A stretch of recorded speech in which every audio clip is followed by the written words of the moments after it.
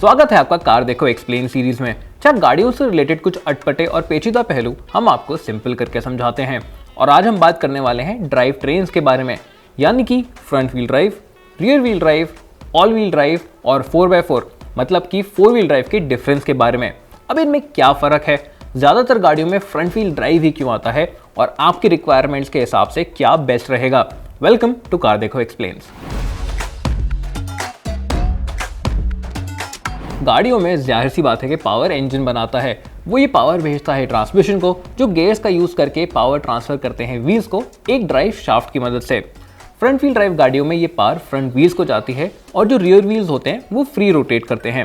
Rear wheel drive गाड़ी में ये पावर रियर व्हील्स को जाती है एक ड्राइव शाफ्ट की मदद से और फ्रंट व्हील्स फ्री रोटेट करते हैं।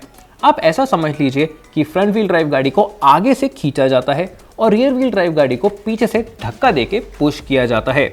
ऑल व्हील ड्राइव गाड़ियों में पावर चारों व्हील्स को जाती है और एक कंप्यूटर ये डिसाइड करता है कि कब किस व्हील को कितनी पावर मिलती है। 4x4 यानी कि 4 व्हील ड्राइव गाड़ियों में पावर प्राइमरीली तो खाली रियर व्हील्स को जाती है, लेकिन आप 4x4 को एंगेज कर सकते हैं एक मैकेनिकल लॉक की मदद से, जिससे पावर फ्रंट व्हील्स को भी जाती है, मतलब चारों व्हील्स को पावर मिलती है।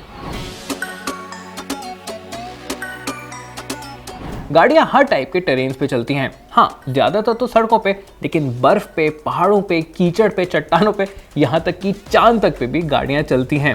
और हर जगह के हिसाब से एक ड्राइव ट्रेन होता है जो बेस्ट होता है, और अगर उस कंडीशन में आपके पास वो ड्राइव ट्रेन नहीं हुआ तो फिर आप मुसीबत में पड़ सकते हैं। तो चलिए अब हर ड्राइव ट्रेन को डिटेल में समझते हैं और जानते हैं उनकी खूबियाँ और खामियाँ। फ्रंट व्हील ड्राइव सिस्टम सबसे ज़्यादा इकोनॉमिकल है, क्योंकि ज़्यादातर एवरीडे गाड़ियों में इंजन और ट्रांसमिशन फ्रंट में ही होता है, तो वहाँ से फ्रंट व्हील्स को पावर देना सबसे आसान है और सबसे कम लिंकेजेस की मदद से किया जा सकता है। इस वजह से पैकेजिंग, वेट और कॉस्ट के हिसाब से ये सबसे ज़्यादा कन्वीनियंट रहते हैं।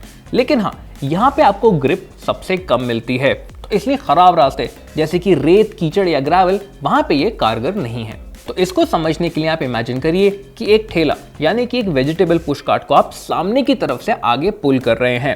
तो अगर सरफेस पे ज़्यादा ग्रिप नहीं हुई या फिर वेजिटेबल कार्ट पे ज़्यादा सामान हुआ, ज़्यादा लोड हुआ, तो आपके पैर फिसलने लग जाएंगे, यानी कि फ्रंट व्हील्स स्पिन करने लग जाएंगे। दूसरी बात ये कि एक्सेलरेशन के टाइम वेट ट्रांसफर गाड़ी का पीछे की तरफ होता है, वो सामने से थोड़ी उड़ जाती है।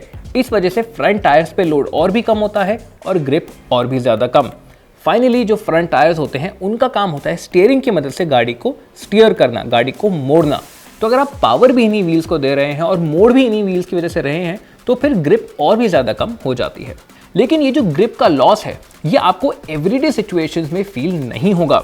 ये आपको तभी फील होगा जब आप किसी ट्रैक पे रेसिंग कर रहे हैं, गाड़ी को स्पोर्टी तरीके से चला रहे हैं, या फिर किसी लो ग्रिप वाले एरिया में जा रहे हैं, जैसे कि रेत या फिर gravel. Normal everyday driving situations में ये सेफ हैं, सबसे ज़्यादा इकोनॉमिकल हैं, इसलिए एवरीडे कार्स में आपको यही सेटअप मिलेगा। रियर व्हील ड्राइव कार्स हम शौकीन लोगों को सबसे ज़्यादा पसंद हैं। इसमें पावर इंजन से होता हुआ ड्राइव शाफ्ट से होता हुआ रियर व्हील्स तक जाता है, इस वजह से वो ड्राइव शाफ्ट काफ़ी लंबा होता है। ज़्यादातर स्पोर्टी गाड़ियों में आपको यही सेटअप देखने को मिलेगा।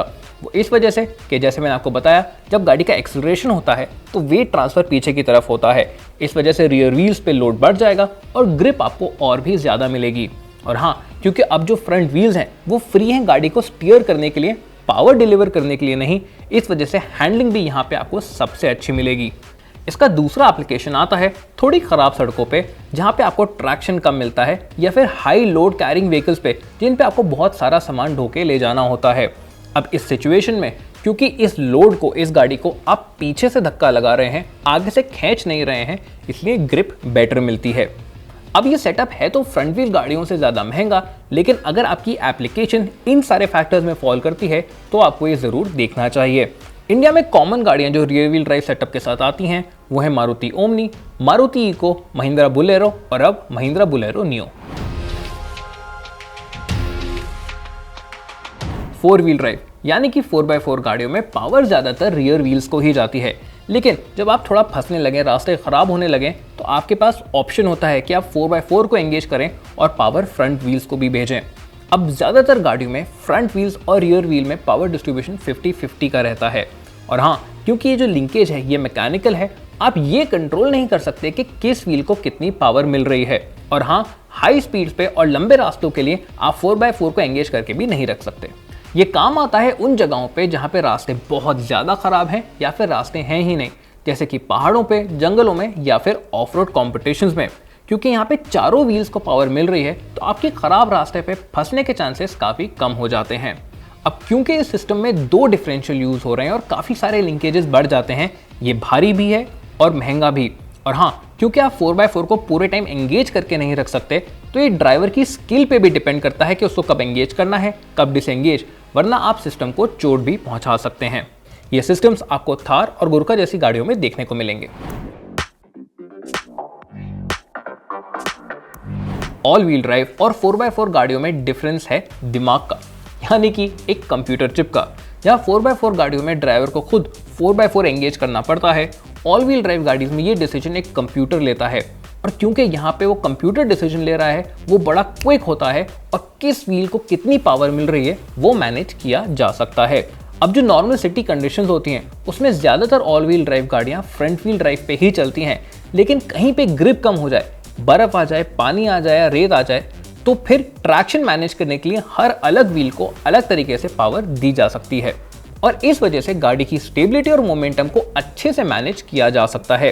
स्पोर्टी ड्राइविंग में भी ये सिस्टम बेस्ट रहते हैं। अगर आप कोई कॉर्नर ले रहे हैं तो जिस व्हील के पास सबसे ज़्यादा ग्रिप है उसको ज़्यादा पावर देके हैंडलिंग को बेटर किया जा सकता है। लॉन्च में भी क्योंकि हर व्हील का ट्रैक्शन आप इंडिविजुअली कंट्रोल कर सकते हैं, वो लॉन्च सबसे ज़्यादा क्विक होता है। ये सिस्टम आपको महंगी एसयूवीज में देखने को मिलेंगे, जैसे कि कंपस, कोडियक या फिर लैंड रोवर एसयूवीज। और ये सबसे ज़्यादा यूजफुल रहते हैं लो ट्रैक्शन सिचुएशंस में, जैसे कि बर्फ पे, रेत में या फिर किसी कीचड़ वाली सिचुएशन में। अब यहाँ पे क्योंकि मैकेनिकल लिंकेजेस तो हैं, प्लस एक सोफिस्टिकेटेड कंप्यूटर प्रोग्रामिंग भी इन्वॉल्व है, इस वजह से ये सबसे ज़्यादा महंगे होते हैं।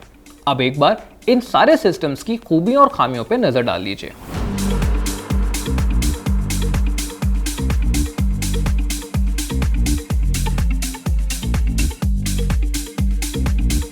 अगर आप सिटी या हाईवे में ही मेनली गाड़ी चलाने वाले हैं और बहुत कम ऐसे सिचुएशन आते हैं जहां पे आपको थोड़ा सॉफ्ट रोडिंग करना पड़े, तो आपके लिए front wheel drive cars best रहेंगी और सबसे ज़्यादा इकोनॉमिकल भी। अगर आप माउंटेन्स या हिल स्टेशंस पे ज़्यादा जाते हैं और तब आपको सड़क से थोड़ा उतरना भी पड़ता है, तो फिर आपको रियर व्हील ड्राइव गाड़ियाँ देखनी चाहिए।